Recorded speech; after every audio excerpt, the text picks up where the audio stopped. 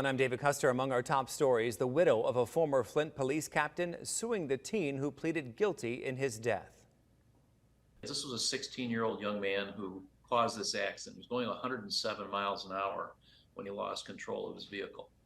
That's the lawyer representing Tina Burney, whose husband died in a head-on collision in February in Mount Morris Township. Colin Burney was on his way home from work at the time. It's devastating for Mrs. Burney. It's devastating for the rest of the family. It's something they'll never get over. The lawsuit seeks an amount that, quote, far exceeds $25,000. It also names the driver's father as a defendant. The teen pleaded guilty in August to reckless driving, causing death. He has yet to be sentenced. Facing felony charges, an 18-year-old student accused in the stabbing of a fellow student at Bridgeport High School on Thursday. Lewis Miller Jr. was arrested at the scene and charged with felonious assault, carrying a concealed weapon, and having a weapon in school. One student suffered multiple puncture wounds, another suffered 2 cuts. Flint police are raising pay for recruits. The agency announcing recruits will start at $15 an hour.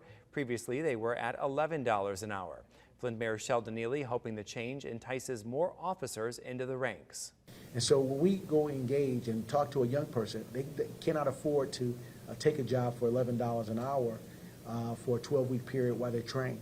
So now we hope that we'll be able to get a fresh bunch of young people. This is the first pay raise for recruits since 2005.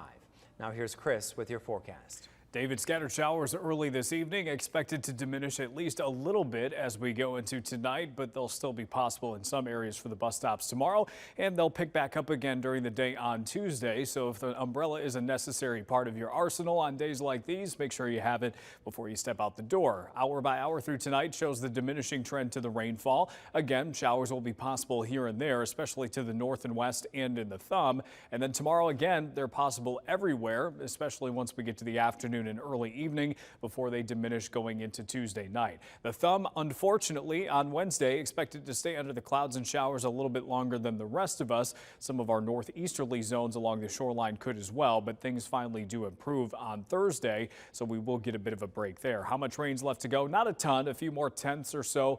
Most areas will be under a quarter of an inch from this point forward. Low temperatures tonight will stay on the milder side compared to where we've been some nights recently, upper 40s to low 50s. And then going into the day on Tuesday, we should stay in the 50s with another day of showers around, a northwesterly wind, a bit breezy at times too. But things do improve quite a bit later this week. We'll also get warmer as well, back near 60 on Thursday, upper 60s to near 70 over the weekend and early next week, and a lot of sun coming along with that. Remember to tune into WNEM TV5 on air and online 24/7 for the latest news, weather, and information.